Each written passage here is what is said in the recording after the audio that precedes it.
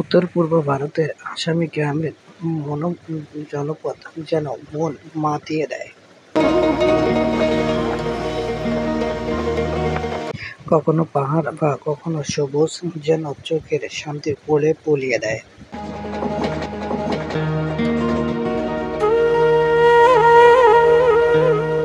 আসামি গ্রামের মানুষজন দুই চাকার গাড়ি বেশ জনপ্রিয়। কি ধনী, কি গরিব, কি ছোট, কি বড় বা কি বৃদ্ধ, সবারই যেন চলার সঙ্গী এই দুই চাকার যানবাহন।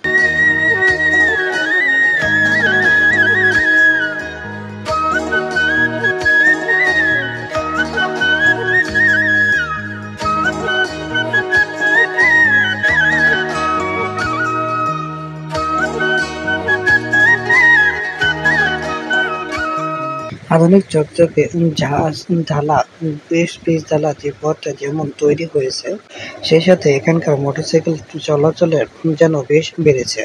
কিন্তু তারপরও যন্ত্রতন্ত্র পথে ঘাটে যেখানেই হোক দু চাকার বাইসাইকেলের যেন চোখে পড়বেই।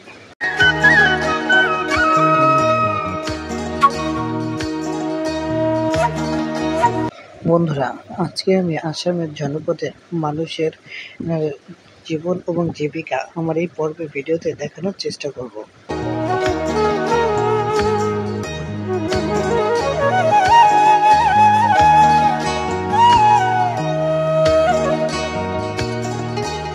গ্রামের এই পবিত্রতা এবং এর সৌন্দর্যটা আমাকে টেনে আঁকড়ে ধরল, এবং এর এক পাশে মনোমূল্য আর আরেক পাশে পাহাড়।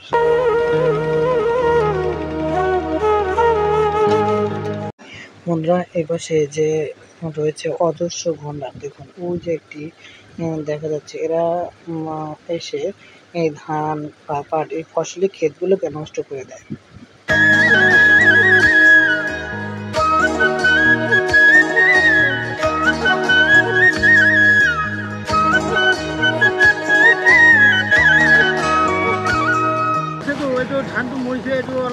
এই যে দেখুন, এখানে এই ক্ষেতে ওই পাশে হচ্ছে অভয়ারণ্য, ওইটি পার হয়ে এদিকে এসে এখানে এই ক্ষেতের ভিতরে এসে এই ফসলগুলো নষ্ট করে। এখানে দেখুন, এই যে থাবাগুলো দেখতে পাচ্ছেন, এই সবগুলো গন্ডারে এসে এখানে এই ফসলের ক্ষেতে সমস্যার সৃষ্টি করে।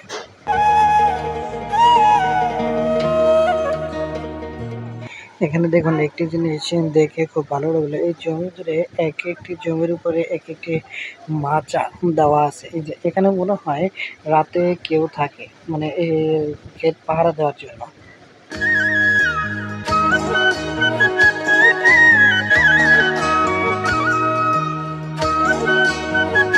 হ্যালো, আসসালামু আলাইকুম, কেমন আছেন? কি করেন এখানে? তিনি বলছেন এখানে এমনি বসে আছেন। কোথায় গেছিলেন জিজ্ঞাসা করলাম। তিনি বললেন আমি ক্ষেতে সার দিতে গেছিলাম। তারা হয়তো আমাদের অনেক কথাই বোঝে না, তাদের অনেক কথা বুঝতেও কষ্ট হয়।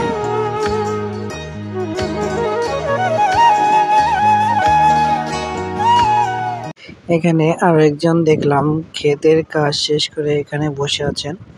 তো তাদের কাছে আমি বললাম আমি অনেক দূর থেকে আসছি। তারা জিজ্ঞাসা করলো কোথা থেকে? আমি বললাম যে আমি আসছি বাংলাদেশ থেকে। তিনি আমাকে এটাও জিজ্ঞাসা করলেন কেন এসেছেন? তো আমি বললাম যে এখানে আসছি আপনাদের গ্রাম ঘুরে দেখতে এবং আপনাদের গ্রামের মানুষজনের সাথে কথা বলতে। আপনার সাথেও কথা বলে অনেক ভালো লাগলো। তিনি শ্রমিক ইউনিয়নের লিডার। তিনি রাজাময়ক এলাকায় বাস করেন।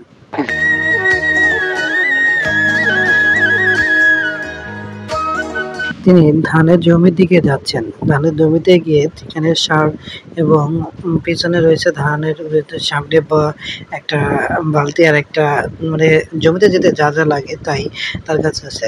হয়তো আমার স্পিকারের সমস্যার কারণে আমি এখানকার ভয়েসটি রেকর্ডিং করতে পারিনি।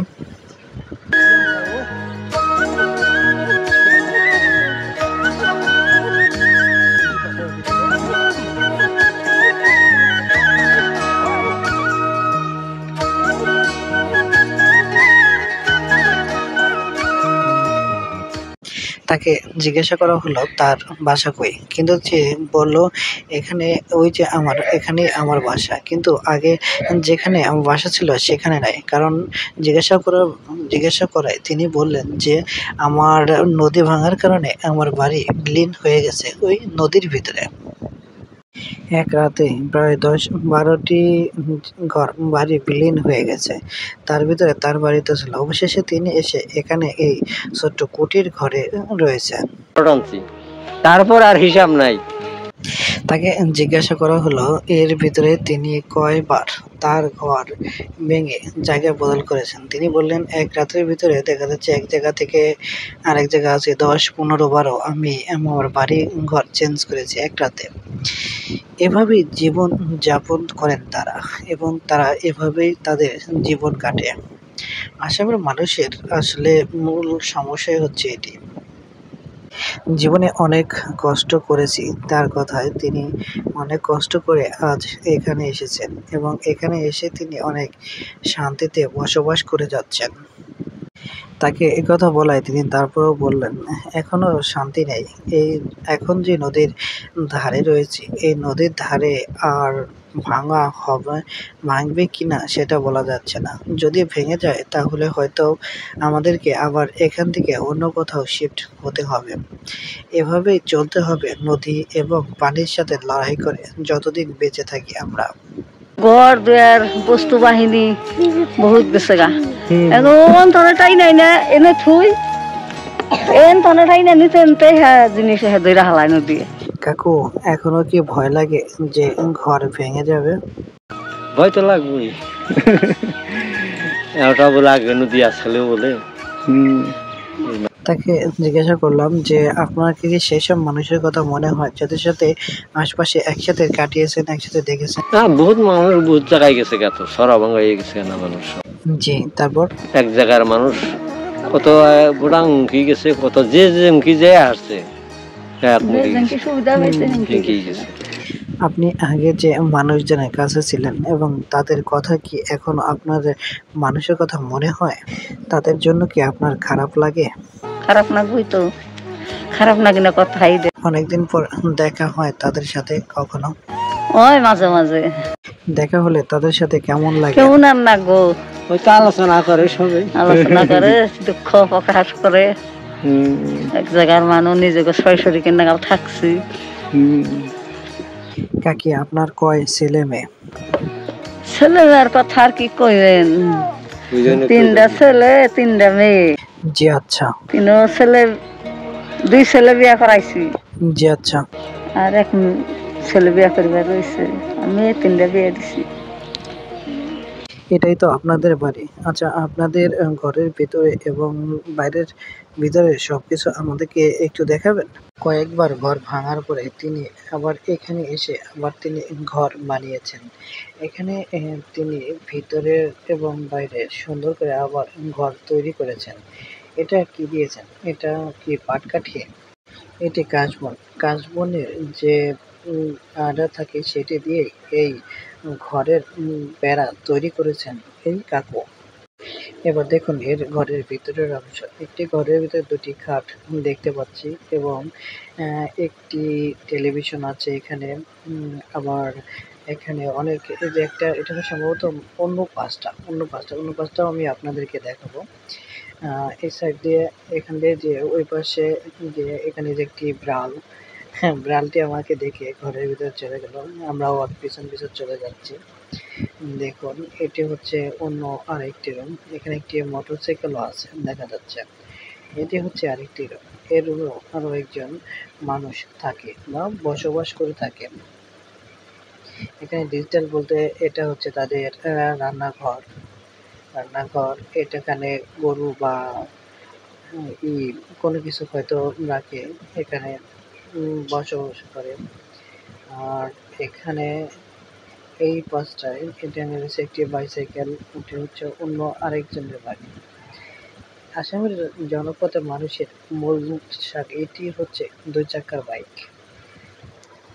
রান্নাঘরটা অনেক পরিষ্কার পরিচ্ছন্ন মনে হচ্ছে। দেখুন এখানে সবকিছু ধুয়ে উপর করে রেখে দেওয়া হয়েছে। আবার এখানে দুই চুলা, দুই চুলার দুইটা মুখ একসাথে লাগিয়ে চুলা রাখা হয়েছে। আবার এদিকটায় কত সুন্দর করে সাজিয়ে রাখা হয়েছে। এভাবেই চলে তাদের জীবন। এখানে এই যে ছোট ছোট দুটি ছেলে মেয়ে দেখছেন, এটি হচ্ছে তার নাতি। ভুল ভেবে না তার ছেলে মেয়ে, এটি তাদের নাতি।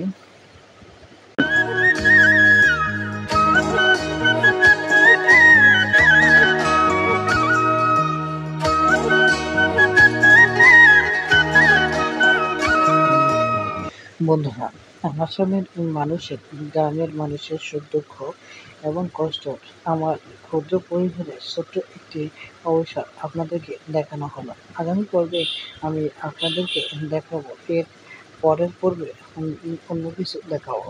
বন্ধুরা, আমার ভিডিওটি কেমন লাগছে জানাবেন এবং কমেন্ট করে জানাবেন আমার ভিডিওটি কেমন লাগে। আমার ভিডিওর সময় কোনো অভিযোগ থাকলে জানাবেন। ধন্যবাদ। আমার চ্যানেলটি সাবস্ক্রাইব করুন।